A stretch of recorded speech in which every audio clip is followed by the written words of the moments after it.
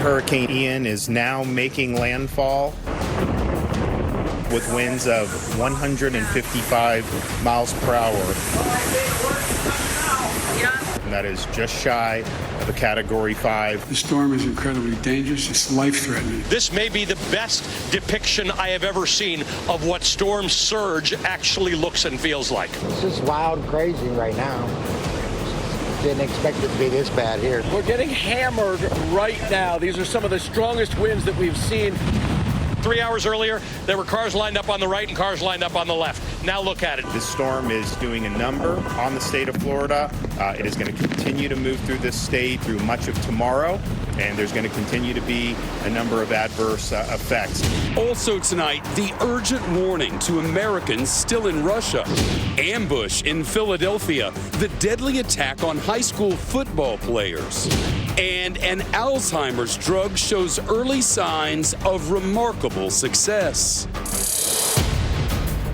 Live from This is what storm surge looks like. The bathtub warm waters of the Gulf of Mexico inundating the streets of Naples, pushing some cars out of their spaces, causing waves of water to rise over the roofs.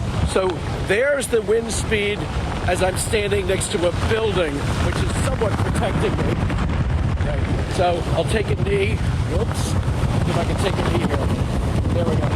Meanwhile, here in Punta Gorda, where the winds reached more than 100 miles per hour, the streets are flooded and littered with tree limbs and debris. This parking garage has become a refuge for residents. James Brown with his dog Oliver. We had 2 feet of water. And if it's a 16 or 17 foot, then we'd be very happy to be here. This is a remarkable display of the force of Mother Nature. This is the Charlotte Harbor Marina here. The wind has actually sucked all the water out. I mean, that's just the bottom of the seabed. And over there, that's heading south towards the hurricane. The counterclockwise motion pulling the water from the Peace River and Charlotte Harbor away.